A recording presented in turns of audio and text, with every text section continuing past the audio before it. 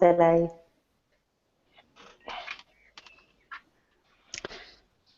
Hello everybody, this is Lynn Hilton here from iSing Magazine with Sheena Ladwa, and we're going to be continuing the iSingers Hangout talking about vocal warm-ups for singers.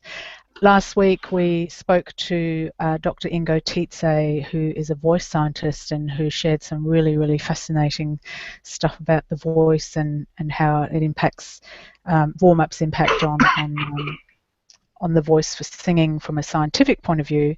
And this week we're talking to Joshua Alamu, who is a vocal coach, singing teacher, and works with a lot of artists all over the world, has got a huge amount of experience helping people from amateurs through to professionals working on tour and getting their voice ready to do whatever it is that their job needs. So he's got a huge amount of experience that he's going to be able to share with us, and hopefully some secret little tips as well on how he helps people get their voice ready for performance. So once again, make sure that you ask your questions, say hi to us, let us know where you're coming from, and at the end there'll be some time for me to ask your questions that have come up during the process. So there's a chat box there on the right hand side that you can add your questions into, and I'll be gathering them and then asking Josh at the end after Sheena's done her interview with him. So I'm going to hand over to Sheena. Please welcome Joshua Alamu. Hi guys, thank you so much for joining us. There he is, the main man himself. So Josh, let's start at the beginning. Why did you become a singing teacher? Why did I become a singing teacher? I think actually Lynn is probably the main person responsible for that. I grew up in church, singing in church, and you know, we were always encouraged to just pick up an instrument or pick up the mic, or you know, just get on the drums and just sort of experiment with music all the time. And so I grew up around a very kind of caring and nurturing environment where they pushed you and encouraged you to experiment with your musical ambition. But what happened was, you know, when I came out of church and started realizing that, you know, there was more to do in the whole sort of world of popular singing, I discovered groups like Boyz II Men and Jodeci and some other bands like that, and just started to realize that actually outside of the church there were other people who were singing like I was singing and who could riff like I could riff and so forth. But I always had a big issue with hitting high notes, and could never figure out why it was so difficult for me to do what I could hear other singers doing on the radio. And so you know, I wanted to find somebody that could help me do that, and I ended up finding Lynn, who interestingly enough just kind of blew me away with the theory of it, but I just couldn't understand what was making sense in theory. Was it making sense practically in terms of my experience of singing? And I just remember just thinking, this is a whole lot of rubbish, you know, sitting there doing goo goo goo and stuff like that. This isn't singing. You know, I was a young kid, young man, and I ended up doing this note in the shower, as you do. And this note came out really effortlessly, and it felt big and loud and resonant, and I just kind of couldn't get that feeling back again. And I kind of just said to myself, this sounds, or this might be what this woman was trying to get me to do. So I went back to Lynn, and I remember Lynn just saying, look, you just have to trust me. And I was just like, yeah, I'm going to just trust you now. And she put me through about, I don't know, it was 4 to 5 months of like crazy exercises that I just frustrated me. And I remember her saying that she wasn't even going to work a song with me, you know, that she was just going to do these exercises. So anyway, came that 6-month period, and she then started working a song with me on a particular vowel sound, and to my amazement, what came out of my mouth just felt exactly what I felt in the shower. That feeling of like, wow, I'm singing Stevie Wonder's Ribbon in the Sky, and it feels great and sounds great to me. And I think that was the first moment where Lynn just kind of like said to me, "Did you hear that?" And I was like, "Yeah," I was really buzzing about what I heard. And then 2 years later, she said one thing to me. She said, "You know what? I think you'd make a great coach, a great teacher." And I was just like, "How do I start? How do I start?" And I knew that it was what I wanted to do. Like singing could have been, I was in a band for a while. We were signed. We did quite a lot of really cool things, but I never got that buzz that singers get when they perform on stage. Like I've been on stage and I've been celebrated and it's nice, but I'd always come away just kind of like, okay, yeah. But when I taught my first ever lesson, I was literally shaking, saying to myself, I want to do that again. And I knew that that was what I wanted to do. And that's how I ended up here. Amazing, full circle. Yeah. So it's been well publicized that obviously you've worked with some great names in the industry, most recently Little Mix, JP Cooper, Fleur East. What is the difference though between working with an amateur and working with a professional singer? It's a really good question, and I'm not sure there is much difference in terms of what is happening with them as singers, as opposed to what is maybe happening in their career. Singers who perhaps don't have much going on have more time. They can dedicate more time to sort of developing their art and their craft. Um, there's a sense of naivety. There's a sense of, just hunger, wanting to learn more, that sort of thing. And I find that with amateur singers, the kind of problems and issues that they may have teach me more about how to handle singers who maybe are a lot freer with their facility. The singers I work with who are established and signed, they figured a lot of that stuff out, whether through another teacher or just by osmosis. They're at a stage where they can pretty much express themselves as they want to express themselves, but the time demands are very different. The pressures on them are, different. They have to perform more regularly. There are more demands in terms of the public promoting public appearances, having to deliver material and content. So it means them constantly having to write songs or collaborate or be in the studio constantly. The traveling and all these different things are things that kind of maybe I would say are the differences between, somebody who's established and professional as opposed to someone that's emerging. It's mainly the time restraints and maybe just their own freedom of expression and their understanding of what makes them stand out as an artist. That's probably the difference that I find at the moment. But I love working with amateur singers just as much as I, for instance, love working with Fleur. For me, it's not really that different in terms of how I approach it. I give them all the same amount of energy and information and the motivation to remain disciplined and focused and developing the skills that can produce quality in their art. It's still the same for me, and both parties receive it just as much with open arms as anyone would. So it's great, yeah. Awesome. And in terms of, just through my own study, I know that the voice is just such a huge thing and the information is endless. But what are some of the most common misconceptions singers have about the voice? The most common misconceptions. I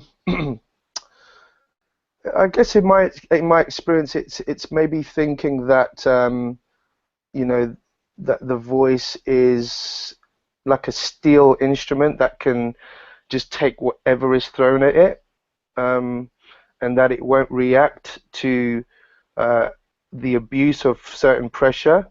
Hmm. and that it should be able to withstand whatever season is thrown at it. Maybe that's a bit of a misconception. You know, sometimes people are singers are a little bit astounded as to why they maybe can't sing after, you know, doing a couple of gigs, sleep, you know, going to the studio and not really getting enough sleep, and Mm. wondering why the voices aren't functioning the next day or whatever. So maybe just in terms of how their own voices are able to cope with certain demands, maybe that, you know, people feel that they should be able to just withstand anything. Maybe that's a bit of a misconception. Mm. um, I don't know. I don't know really. That's probably the main one that I find. Yeah. It's interesting you say that, and I've told this story a couple of times over the last month or so. But a workshop that we did, there were singers showcasing, and not one of them warmed up before getting on stage. Right. So, from your experience, how important is a vocal warm up and cool down? It's so important in my experience. You know, for me, you know, the voice is one of those instruments that is used to the conditions, the habitual conditions that it's exposed to. So muscles can, you know, be very switched on and very stiff, or very switched off and very loose, and there's nothing in between. There's no very in between. They're either very locked on or very locked off. So Yeah. in other words, they're very tense, or they're very sort of breathy and loose. And a lot of singers don't have those variables in between. So because it's people live with and are used to, it's important for us to teach muscles the right way to behave, if I can put it that way. Hmm. So I find warm-ups really help singers to figure out all the different shades of grey in between being just really stiff and really laps, and all those different shades of grey in between that, so that they can access those shades of grey really freely and really effortlessly, as opposed to in a stiff way, or in a way that feels like there's a hindrance to their self-expression. So for me, the warm-up is so key, because it just starts to enable a singer to understand, or if I could be a bit more scientific with it, it helps the brain and the muscles to communicate and go, actually, there's other things we can do here apart from Mm. stiffen up and, or just kind of like be really loose. There's other settings, there's other positions we can be in here. Like, let's keep exploring that, you know. And Mm. when I'm explaining this to singers, I you know, it's so cool to know the science and stuff, but I have to break it down in a way that they can understand. So one of the things I love saying is, you see that feeling there? Right. Your muscles are now communicating with your brain and going, wow, we didn't know we could do this. Could we do that again? And so Mm. they start to understand that there's other things that they can play around with, and there's other feelings and sounds that they can get used to. And that's a really good feeling, to see them sort of awaken to the endless possibility of what their voices can actually do. Mm. And so going back to how I started that question, for the singers that don't warm up or don't really consider it, when should these warm ups and cool downs be done? I think everybody's really different, you know, and it kind of depends. It kind of depends what a singer's been doing maybe before a gig, you know. If a singer's pretty much rested and the body is strong, um, they feel that they can pretty much do anything. The voice is quite good at sort of doing something straight away, and actually succeeding at it, even if it's done wrong, because it's ready and it's strong and it's, you know, it's had a good rest or whatever. But then when the body's a bit tired, it's not as good as kind of doing those things anymore. Hmm. And it does play, it has a huge effect on the way the voice operates and the way the voice functions. So, you know, with some of the artists, like for instance with some of the groups I've worked with on tour, I can start a warm up early in the morning. So let's say they've got a gig at 8 o'clock in the evening. I can literally start a warm up first thing in the morning, and the warm up might not even necessarily be vocal. It might be more physical. Just get them to stretch, the neck muscles and stretch the rib cage a bit, and and stuff like that. Warm up the body, and then progress to very, very light warm-ups, vocal warm-ups that, semi-occluded vocal tract exercises are my favorite go-to set of techniques to just get the voice really gently just stretching between the thyroid, arytenoid, and the ligament muscles and the CT, and just getting them to just feel that nice sort of ping pong or handover or relay race between those different muscles. And then in the afternoon, they'll take a break, and then in the afternoon, I might step that up with some exercises that engage a little bit more TA through the bridges, and get them doing some riffs even, warming up with some melismatic exercises which I've designed for singers just because it's fun. It enables more flexibility in the voice that prepares them for stuff that they're about to do in their set, So and then Josh, maybe let me just interrupt you yeah, there for a second. yeah, Sorry. go. For singers who have never heard some of these terms before, you refer to semi-occluded, TA, and the last one. Melismatic exercises. Yes, Yeah. that's the one. Can you go into a bit more detail about those? Yeah, so semi-occluded vocal tract exercises are basically exercises that have the mouth sort of partially closed, that enables air to sort of get trapped in the voice. This air basically helps the vocal cords to come together in a really cushioned way, rather than colliding really hard. And it also helps the voice to unpress a little bit. So these exercises are similar to things like everybody now knows about straw therapy and straw exercises, which I can, yeah, there you go. Some with which I do with a 3 mm straw or a bigger straw and some water, so that water acts as the resistance that encourages this back pressure into the voice. You've also got things like lip trills, tongue rolls, and sort of semi-occluded exercises that just involve you making the mouth really small and doing things like that. So anything that is just semi-occluded or partially closed in the mouth, Sure. that just enables the voice to really kind of freely pass through TA to CT. TA is the group of muscles that encourage a little bit more presence in the voice, and it's the characteristic is very chesty sounding, if I could use that term. And then the CT is the muscle responsible for pitch and stretching the voice into the higher notes. So that these muscles, sometimes one muscle group can dominate the other. So when the TA muscle is dominating, you find that a singer has a very kind of harsh, very tight sound.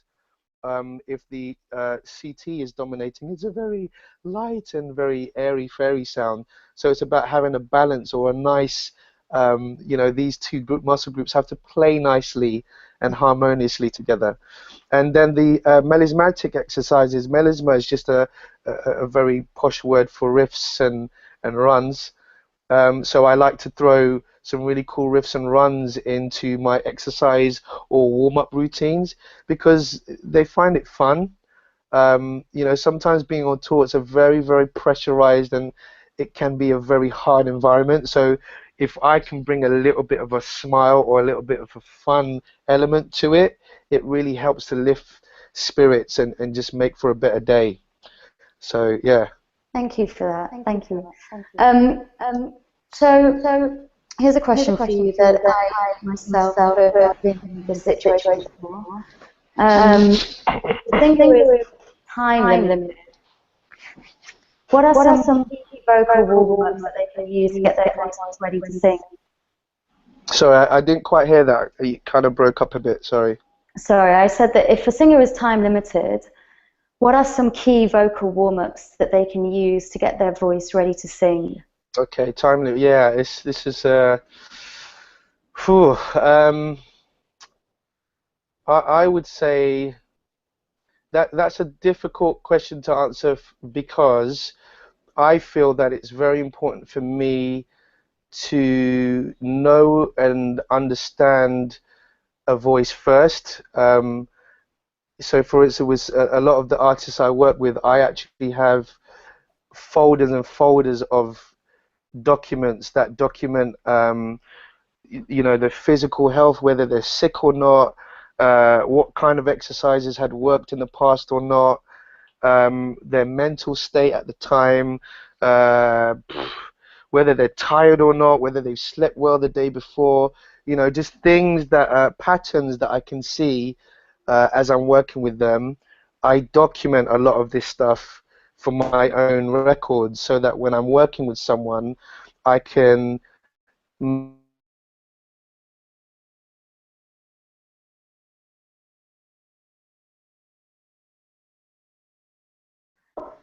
I think we may be having a slight technical glitch, so bear with hold on, I us. feel. Oh, Josh, sorry, we Say that lost you. again? We lost you at this end for a few seconds. Hi, can you hear me? Oh, did you not hear what I No, said? no, we lost you for a few seconds, so we lost that entire answer, to be honest. Do you want to recap? Oh, I'm kind of losing you as well. Sorry. Okay, can you hear me clearly? I think it might be your side.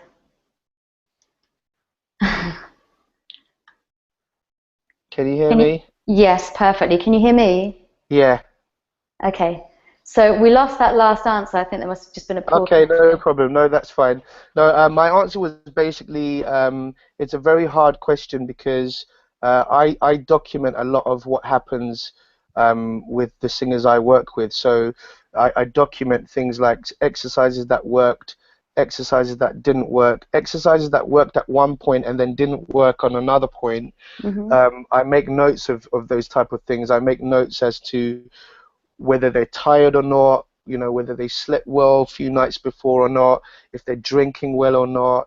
You know, these type of things are really important for my job Mm. so that I know exactly, um, so I can sort of see patterns in their vocal behavior, and that Okay. enables me to kind of, you know, put quick fire solutions when there is you know, limited time. Hmm. So I feel like that is a hard one to answer because the individual needs to know their voice. They need to know themselves, their bodies really well. They need to have known, you know, for instance, if you've not slept the night before, you know, you might need a longer amount of time to warm up. You might need a short amount of time to warm up. Like everybody's so different. Mm. Such an individual thing that it's hard to just go, yeah, like if you're time sensitive, do this. But those semi-occluded vocal tract exercises are pretty much a good go-to as a starting point. And I think whatever you do after that has to be sort of prescribed on an individual basis. Got So you. I would have to know that singer and have had to work with them. I mean, sometimes I've worked with singers. I've had to warm up singers who I've never met before. You know, they're just about to run into the studio and record, you know, a few songs, and I have to warm them up, you know, and I've been called in to do that. So my approach to it is, you know, have a little bit of a chat as they're talking to me. I'm getting a bit of a background. I'm trying to find out some of these things, like how long was the flight? Okay, great. Did you drink? Did you stay in a hotel before you came in? Have you Mm. slept? You know, I try and get a little bit of a background before you know, and I'm quickly making up my mind as to what I think I could be doing with them whilst I start. And it tends to work out well because of the information that they give me, Mm. and I'm able to help them based on that information. So that's I don't know if that answers the question, but it's a very individual thing. Individual thing. Yeah. Yeah. You referred to tour life earlier. What kind of vocal issues have you noticed come up on tour versus day-to-day gigs? Yeah, tour life is an interesting one because there are so many different things that contribute to an artist feeling um, like they are having a good tour or a bad tour. But those are things to do with personality. You know, sometimes personalities could clash and that totally ruins a day, you know, kind of thing. And Mm. you know, I kind of find myself having to just make sure that I'm a positive influence within that environment so that, you know, because when there's stress, negative stress, that really affects the voice. So Mm. that's a big one for the tour life. It's so stressful that the stress alone can have a huge impact on the voice. But the general things with tours, because everyone just tends to get sick at the same time, you know, and nobody can escape that. It's like there's such a family unit that when one person gets sick, you know, everybody's getting sick. So on tour, I tend to find that this is a real common thing, like the colds and Yeah. the flus, um, and stuff like that. That just all those viral infections that just tend to go around the group. That tends to be a common one on tour. Day-to-day gigs, um, don't know really. Again, I think it goes back to, you know, what the lifestyle of that individual and what they've been doing, what they've been up to. Sometimes, for instance, Fleur will fly to wherever, do a writing thing in Bali, come back, and you know, her voice is really dry. Obviously, the altitude and the flight and the lack of Mm. humidity on the plane has contributed to that. So it teaches you a lesson. Make sure she's got you know, a mesh nebulizer or a humidifier in her room so that when she's there in that new climate, she can still have that right kind of level of humidity, feeding the moisture into her voice. When Mm. we've looked at that and we've addressed that, she's been a lot better, you know. So again, it's just there's so many things I could go to. Probably need like 2 days to go through all of that stuff, but yeah. And in terms of vocalizing singers in a group compared to a solo singer, how do you go about doing that? Oh yeah, good question. Well, first of all, I vocalize them individually. Before I vocalize, so that's in a group. I vocalize them individually first, just so that I get to know, you know, what kind of parts they can sing more confidently than others, what their strengths and weaknesses are, you know, and I get them to also feel that lovely flexibility of going through the range of their voice. And then when they come together, they're already kind of, you know, in a good place vocally. And then when they come together, it's just about working the sort of group sensitivity, the dynamic, the ensemble sensitivity, the blend, you know, the different sort of solo parts that they may have as a group, and just kind of letting that energy, that musical energy, feed into each other, so that they can really kind of you know, encourage each other in those moments. I love, you know, when Little Mix are singing and one of them just does something that we've worked on, and the others go, "Wow, that was awesome," you know, and everybody just feels that really positive energy, um, and it's great. It's great working harmonies in a group and really playing around with that kind of thing. And then, you know, soloists are, you know, I just love making sure that they can just get through the voice in a really, really easy way, in a comfortable way. I like to initiate certain challenges into working with a soloist. So it might be looking at a particular artist that they admire and seeing if we can whack out some of those high notes or some of those riffs that they find really difficult, and helping them with more kind of vocal development things is what I would call it. And that's really, really fun because they feel like they're coming out of the box, Mm. and they're really kind of growing and learning something new. So yeah, it's fun. And in terms of the different genres, then, what are the kind of vocal workload differences? For example, if you're working with pop singers or, you know, R&B, rock, folk. Yeah, I mean, you know, most of the time I'm working with either pop singers or R&B singers, some jazz vocalists and stuff like that. So I think, when you're dealing with like real proper rock, and I mean the real stuff, there's a lot of nuances that for a lot of singers are hard to achieve. So we're looking at the things like the screaming, the growling, the really harsh stuff. Mm. Um, I'm not particularly a specialist in doing those things, but I do a lot of research into how to achieve those things in a safe way. And I have a lot of friends around the world who are great at it, and so it's easy for me to kind of go, well, I think you should have a few sessions with that person because that person is great at growling, Mm. and I would just sit in on those sessions and kind of learn as well. For R&B singers and pop singers, it's about having that flexibility.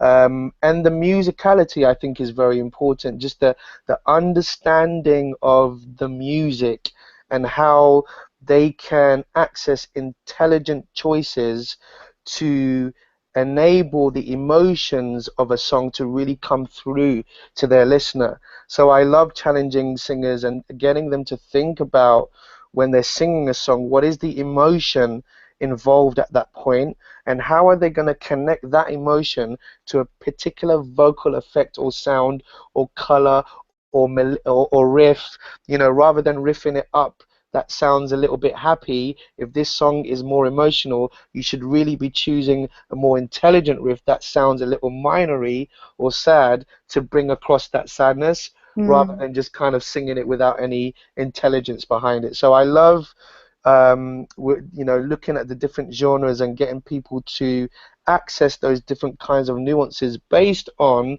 what makes their genre more authentic and more real to a listener. So that involves a lot of research, a lot of listening. I listen to a heck of a lot of music. I try out things all the time.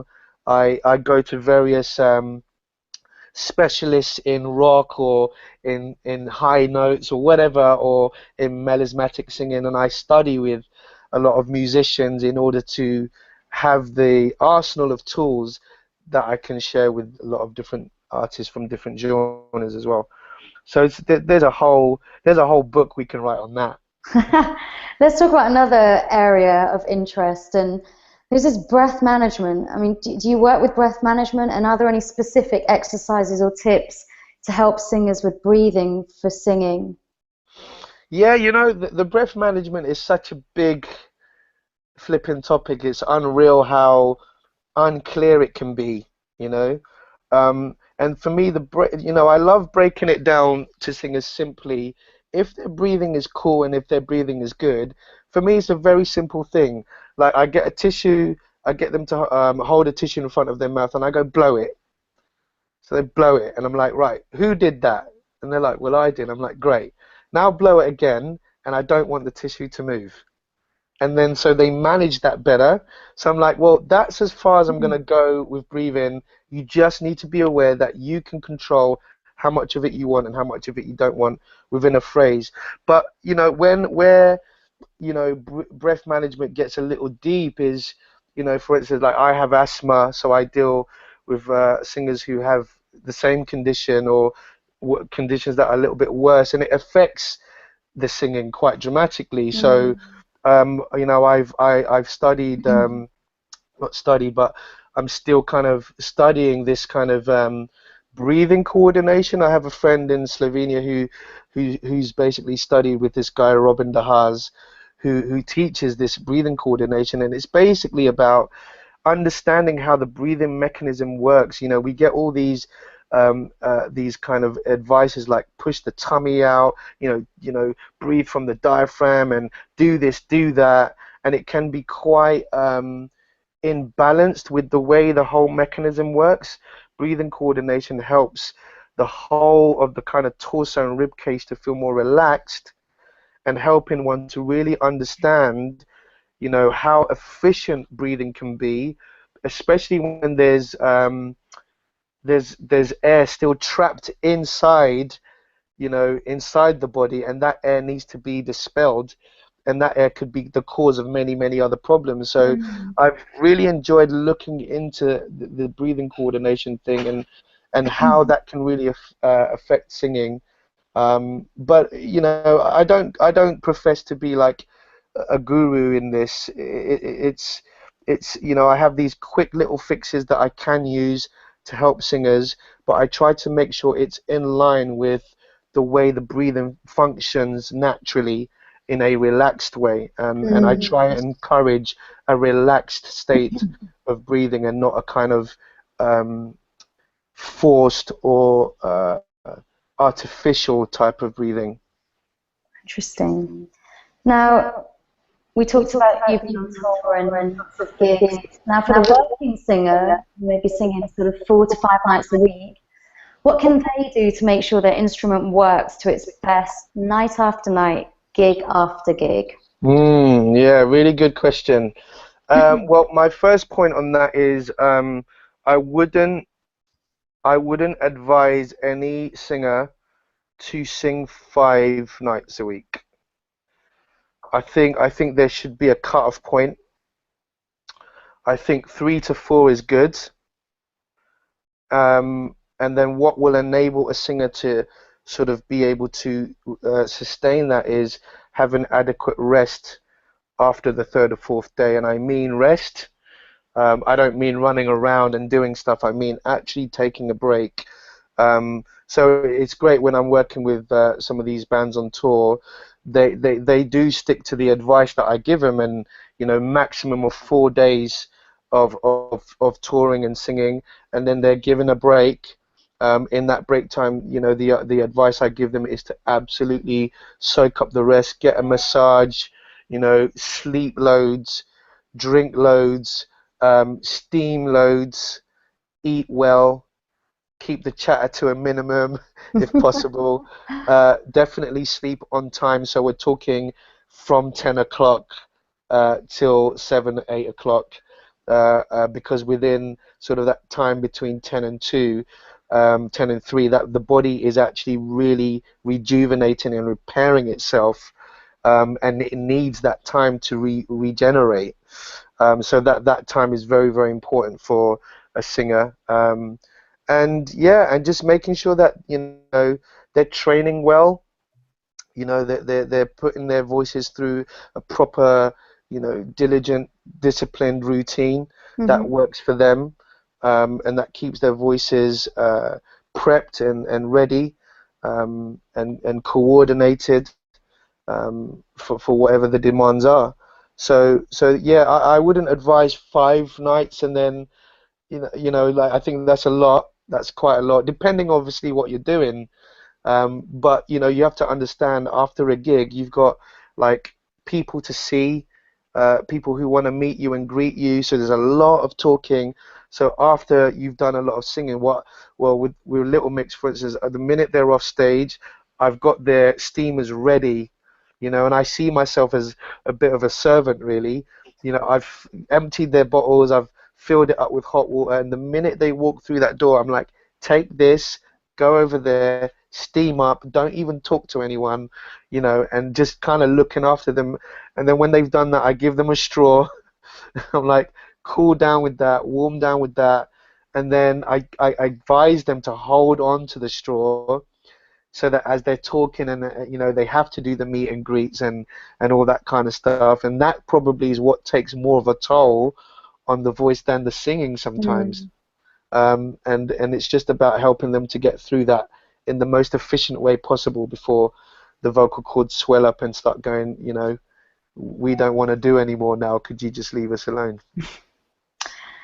Thanks for that. Now, here's a question, and obviously, being a singer myself, I went through this back in the day. What should a singer be doing to produce a consistently balanced sound? To produce a consistently balanced sound. Mm. Well, having a balanced sound um, indicates that one has to have a good coordination of the whole entire voice Hmm. in an even way. So it's understanding that the long-term goals of trying to obtain power and different nuances and all those kind of nice, colorful, stylistic things are a byproduct of just making sure that your voice can work from one end to the other first. And that requires some patience. That requires a lot of painstaking attention to detail. Mm. And I see it very much as when an artist is producing a sculpture made out of clay, and they've got to kind of lump out all the different parts, and let's say they're creating an Adonis or something like that, and they get the shape of this piece ready, and then they start creating the arms, and they start getting the fingers and all the abs and all the detail, and then they get to the face, and the detail in the face is so exquisite and so noticeable that they've got to take their time, and they've got to get this tiny little pin with a tiny little mallet and just kind of tap at it and just spend a lot of time just getting that detail. And sometimes I see that as the right way to build balance in the voice. Like, take the time to work on those little details that make the voice connect together, that Mm. make the CT muscles and the TA muscles, and I say muscles deliberately because they are groups of muscles, not just one or two. It's quite a few different positioned around the larynx, and they all have to harmoniously flow and play well together, Mm. and not one bullying the other. So for me, training, and this is where I get a little crazy with training, because I'm known to have trained 6 hours sometimes, and that's, when I had the time, I did that, but it's given me a lot of what I have today, and everybody knows their voice and knows what they can handle or not handle. I was quite happy to train for 6 hours and felt amazing after doing 6 hours of training. Well, I would never force anyone to do that. But I think that the training routine is very important. Having somebody that you can work with, a coach that you can work with, is very important. That can help guide that process. If for me, if singers don't have a proper daily routine, then I feel, it's important for them to develop one and to have one. Um, yeah, and just the right exercises that just help the voice just go from one end to the other in a effortlessly as possible, in the most smooth way as possible, in an even way. So when you're listening to that voice, there are no discrepancies in the Mm. dynamics of the tone, that the tone is very, very even. And there are hundreds and variety of different exercises that can aid that. So yeah, the discipline is very, very important, and it has to be consistent and daily, and it has to be tempered with the right kind of rest, the right kind of sleeping patterns, the right kind of diet, um, the right mental state. Sometimes your mental state in a practice can determine how well that practice goes. You're either practicing from a position of, I want to be better than that person, or I want to just, not have anyone laugh at me, or think I'm rubbish. You can practice with that mindset, or you can practice with a mindset that says, I just want to be able to express myself as freely as possible. And those two mindsets are very, very, very different, Mm. and one can feel more successful than the other, just because of how it affects you and the way you train and the way your voice responds to that mental state. Really, really connected for me. Now, this next question, I'm sure that singers listening in will have faced this at one time or another. So, we've all been there when you've got an important gig or show and you get the dreaded cold, or worse, flu, Yeah. and your voice isn't performing to its optimum. Mm. What could and should singers do to get through the performance? Because obviously, as they say, the show must go on. Yeah, this is such a hard one as well, because my straight up advice, right, is cancel the show. My straight up advice is don't do it, you know, depending on a few variables. So is the cold that bad in the sense of, is it just blocking the cavities in you know, the nasal cavities and stuff like that, or has it settled and is it in your throat and is it in your chest? You know, like there's two, in a way you can categorize what type of cold it is. I mean, if Mm. we're dealing with things like flus and laryngitis, my straight up advice is absolutely no way, no gig is worth the risk. I tell that to the guys I work with as well. Um, Sometimes, you know, they want to go and do a rehearsal and they're not right, and I'm like, absolutely don't do that rehearsal. You're better off resting and just going in that day and seeing if you're any better. Do you know what I mean? And taking it from there and addressing it from there. But, you know, I'm not qualified to kind of, you know, determine whether somebody is really fit for that. I think a doctor can make that call, but um, my first bit of advice is usually just don't do it. Now, if that's it, and it happens a lot where they're like, I can't cancel the show, I don't want to cancel the show, then it's we do everything possible to make sure that that person can get through the gig. So it's the lozenges, it's the straws, it's the it's the water, it's the steaming, it's just, you know, the teas, the licorice teas, you know, whatever it takes to help that person get through, we will just do it. I hate kind of looking at, you know, when it goes a little further and they start looking at steroid injections and stuff like that. Like I don't agree with that. I think Mm. if it's that bad, you don't do it. I don't care how big the gig is. You know, I love it when an artist can go, you know what, my health is more important. I'm going to cancel that gig. I'm not going to do the show.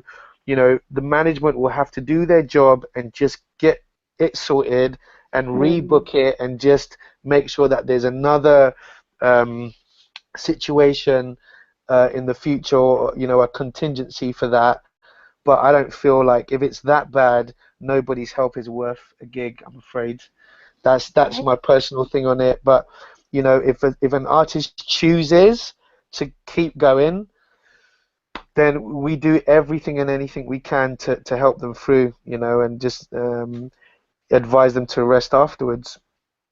There you have it, guys. You've heard it from the pro himself. Cancel the gig. Don't risk Yeah, I it. mean, It's not I worth it. do it. I do it if I'm teaching. Like if I'm really bad, and I'm ill, and I cancel a whole session. I cancel a whole day. You know, 2 days if that. And I know it's hard. It's it's not ideal, but you know what? Nothing is gonna fall apart just 'cause you're not there.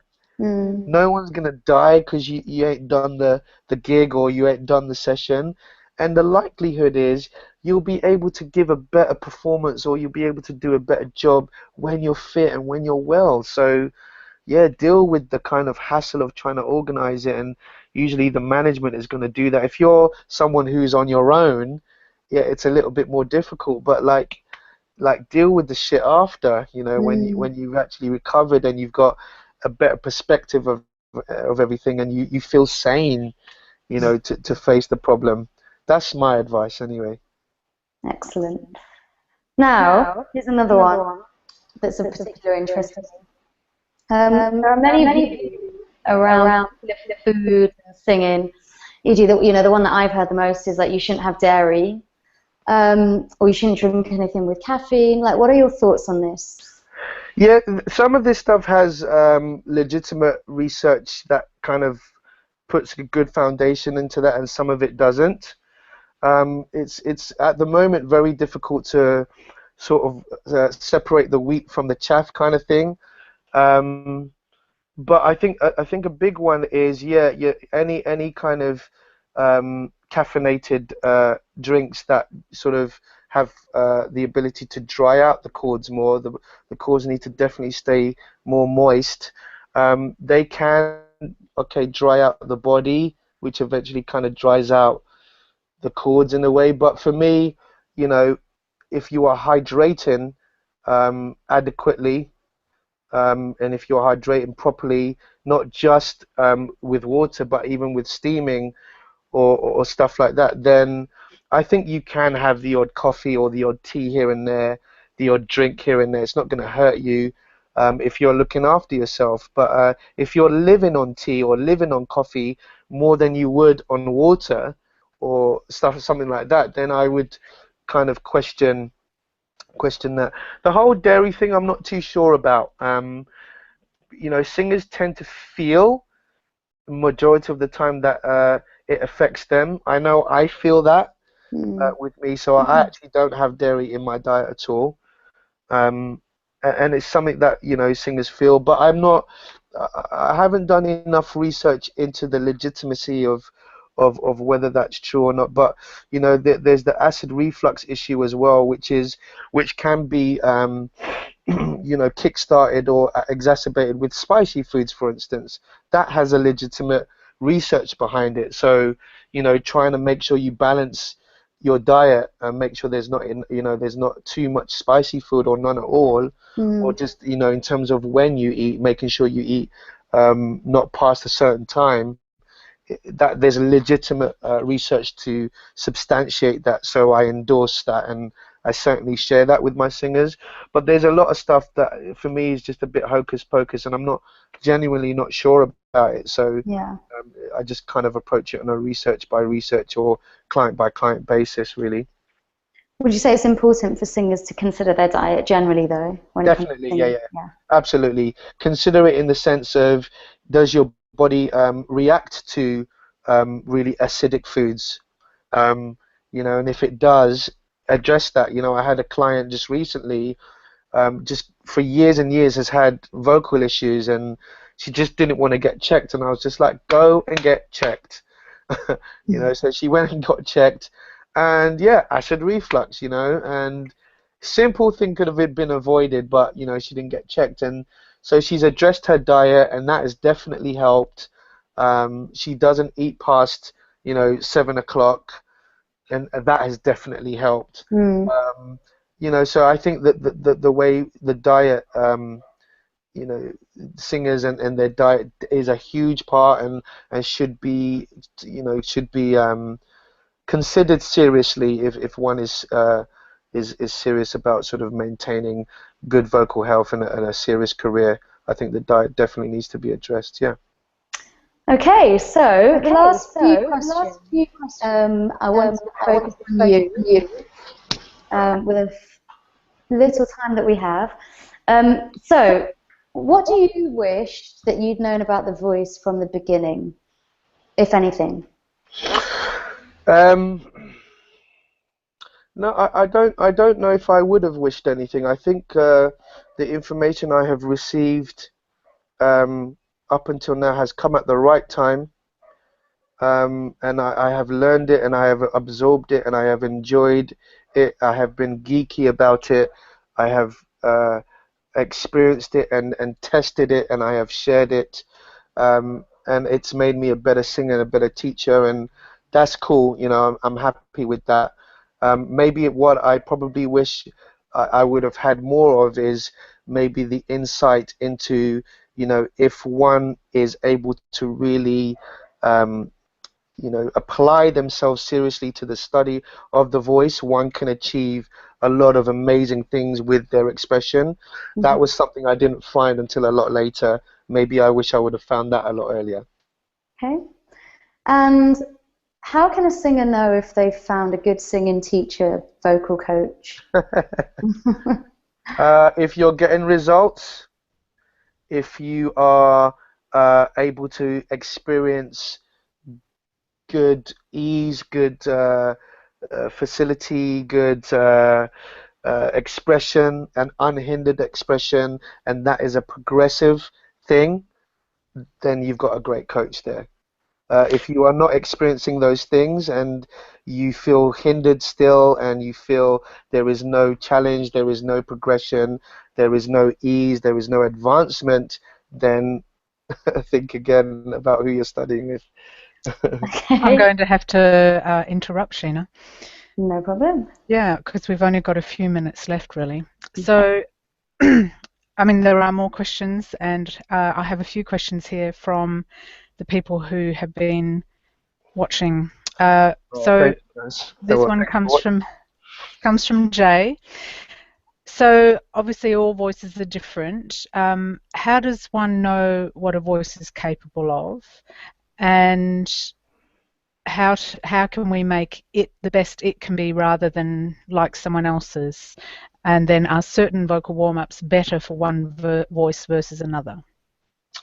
Um, the, the, the, the only way to discover what a voice is capable of is to put yourself in an environment where you are at liberty to experiment with your voice and test it and really come out of the norm of what you're used to and stretch it and experiment with sounds, experiments with different nuances, and really test the limits of what your voice can do on a daily basis. I always say that it's the only way to really progress as a singer is to make mistakes and to learn through the errors you make.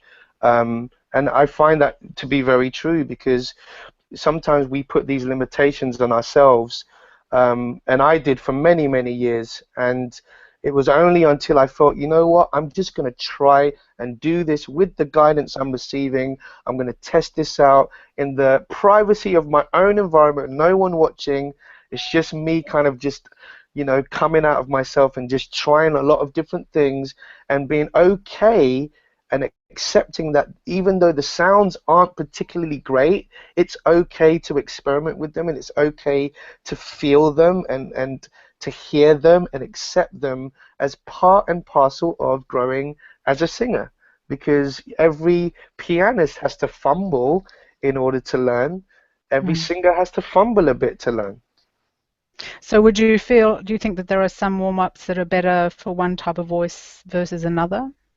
Is that how you would approach warm-ups? Not necessarily, no. No. The straight answer to that. Yeah. So Alison said she would love to hear some examples of your melismatic exercises. Can you Sure. pull us a couple of? Yeah, I can certainly do that. So I love and my voice is really tired. I know everyone tries to make this excuse, but no, it really is. So I love doing this exercise where I get them to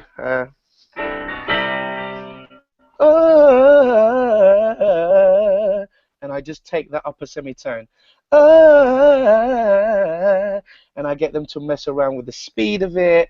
I get them to mess around with the height of it. And I basically take lots of different variations of the pentatonic scale. And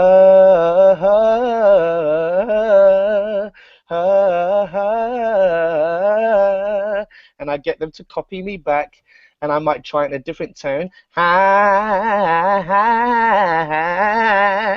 I get them to do it in lots of different nuances, and I give them lots of different intervals and variations of this scale. And it drives them insane because at first when they hear it, they're like, how the heck are you doing that?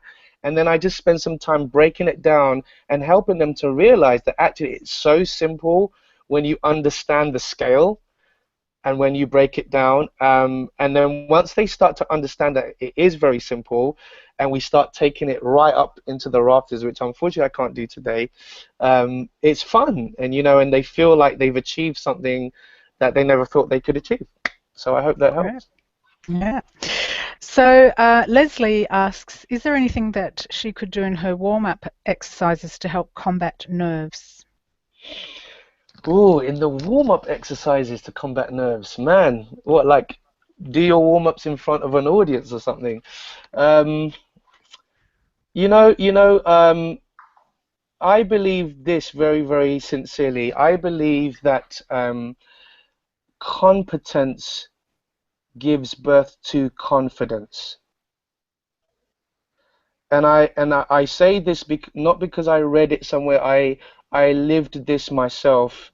I didn't feel competent as a singer at one point, and so this really affected how I would respond to being put on the spot to sing something. Or years ago, if someone had asked me to do exactly what Alison told me to do right now, I would have freaked out. but I don't need to freak out even though my voice is tired, because I know I'm competent at it, you know. And so the competence and the time I've put in to build those skills and the quality of the skills has given me the confidence to realize that it can be done and that I can do it, and I can do it expressively and I can do it effortlessly in a way that suits me. And so in your warm up, work on things that you feel you would like to achieve with your voice. Work on things that you envision your voice being able to do one day. You have to start somewhere. So even if you can't hit that C sharp 6, you might be able to hit the, you know, the F sharp 5. You know, so start there and just build it stage by stage with guidance, with help, with experimentation. And as you become more competent, you will definitely become more confident with your skills. I really like that. So, Josh, I know that you don't just do vocal coaching, but you're also you've the founder of a vocal program. Well, actually, it's more than that. It's an artist development program that runs in the UK every summer. And I wondered if you could tell us a little bit about that, and how somebody who's in the UK or near the UK might be able to access that course. Yeah, I have a strong passion for developing people, and the tool that I have been blessed with is music and voice. And so Ultimate Artist, which is the name of the artist development program, this year is taking place from the 15th to the 23rd of August at the University of I was about to say Westminster, the University of Hertfordshire.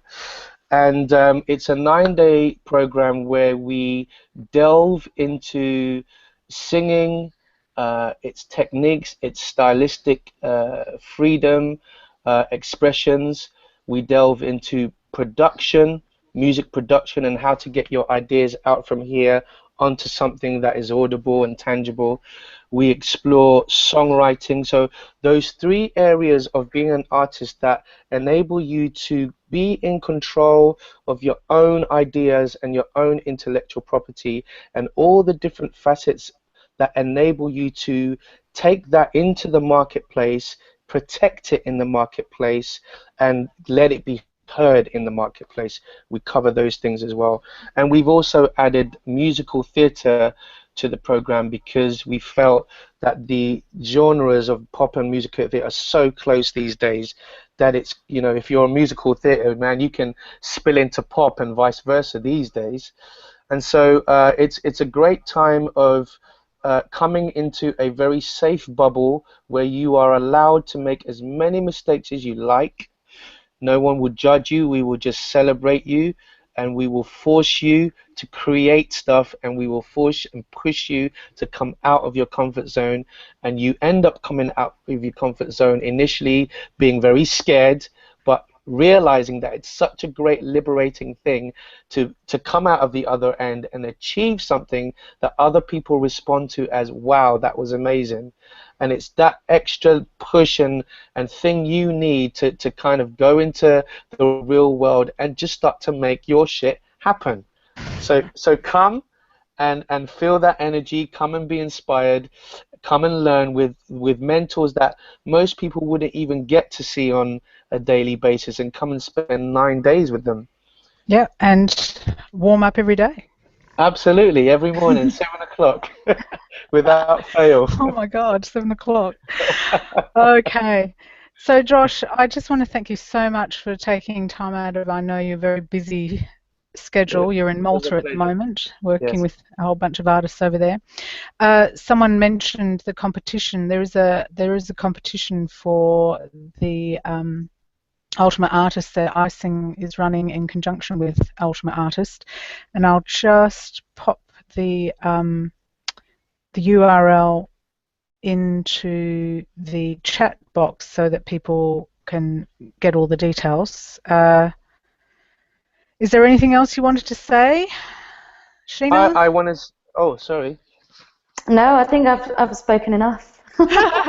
Thanks for listening and thanks for having me. No, thanks for being. And Thank you. maybe you'll join us next week when we're talking to Katie Yes, I Holmes-Smith, definitely will join you for that. who's been touring or still is on tour with Adele at the moment. So Right, that's right. been pretty hardcore, and we're looking forward to delving into her little secrets on how she maintains herself as she goes from place to place. Awesome. Yeah, I think there's still more to talk about, but Loads. I Well, think, part two, man. Part two. yeah, exactly. I think hopefully we've helped people to start to think a little bit more about their voice and how they can develop their own kind of warm-up routine that suits them. And I will have a nice gift for everybody who attends next week as well that can help them get started on that. So in the meantime, thank you so much, Joshua. Thank you, Sheena. Pleasure, Thanks guys. everybody who joined us Thanks and for those having who me are. and thanks for listening to me rant on. No, it was awesome. It's nice to chat about stuff like this. I think we could go on for hours. And thanks to everyone who's going to be watching on the recording. And please let us know if you have any questions at icingmag.com. We hope to see you next week. And if not, happy singing and see you, everybody. Have a good rest of the week.